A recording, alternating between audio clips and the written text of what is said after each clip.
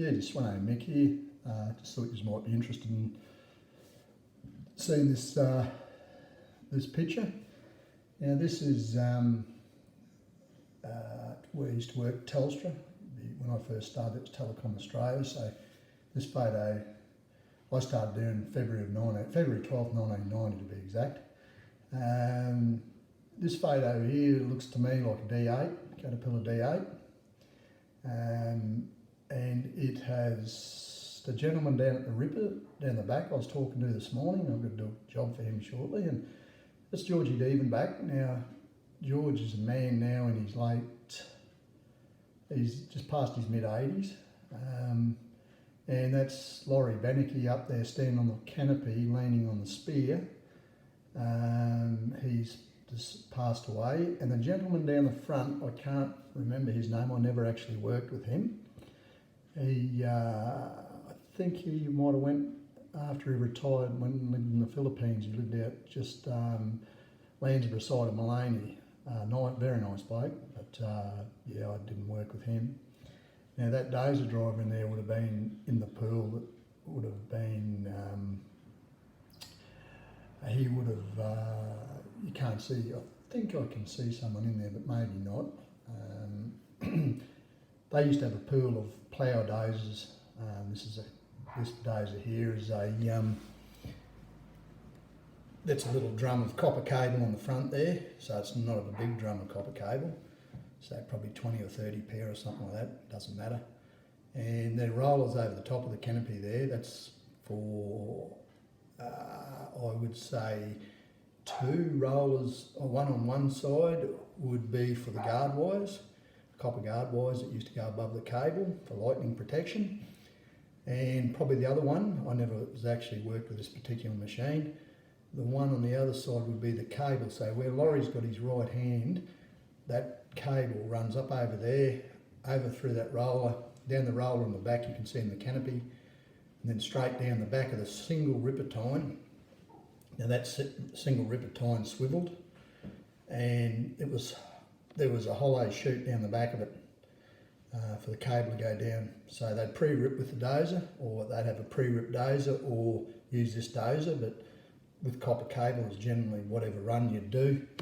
And they'd either pre-rip with it or have another machine in if it was a big contract, pre-rip with that and clear it to whatever needed doing. Then this dozer would come through and rip the cable in. So like I said, they'd drop the tine in, you'd pull off the cable for whatever amount you need in the pit or wherever it was going, most of the time into a pit, or would go into a pit. So enough to make a joint in that pit, and then you would, that dozer would drop the ripper in the pre-ripped trench, and away she'd go. And the guard wires, the copper guard wires, were equally spaced on another chute that went in behind the cable. So those 2 copper wires would be, say, spaced at, say, 250, 300 mil, the first one above the cable, and the other one might have been 100 or 200 mil above that other copper wire. And you'd put in a earth stake in around the pit, outside the pit, and then run a earth wire in the pit, and they'd be all linked up, so for lightning protection. But in this particular photo here, just I was talking to George this morning, because we used to do a lot of ripping and cable laying with mainly copper, but a bit of fibre, a bit of optic fibre. This is because I was there up into the late 90s with Telstra, and I was there for 7 or 7.5 years. So we done a lot of copper cable laying. Probably I'd say 95% was copper and the other 5% was fibre. Telstra, or Telecom when I started, Telecom Australia, then went to Telstra. The best job I've ever had, without a doubt. Brilliant place to work, brilliant people to work for, good management, extremely good management, people very highly trained in their field, all your field leaders, machine operators, and the likes, extremely highly trained. A pleasure to work in that place.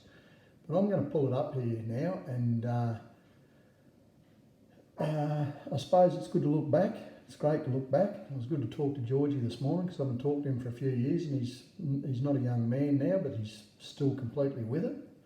And his wife Betty, and really good to catch up with them. And went to school with their daughter Sue, little Sue. I got on really well with her. She passed away just before her 15th birthday with cancer, which is very sad. It was very sad in our class for that to happen, and I was extremely fond of Sue, so terrible thing. And it was a big loss to our little small class of 30 kids, and I was just looking at some photos of Sue this morning too, so they didn't have a lot of time because they were going out, so.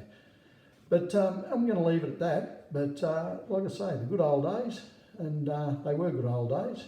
I'm not saying they're not good days now, but this job was a job that's extreme. I look back at now with extreme fondness of a great place to work, very well managed, and a pleasure to work for this company.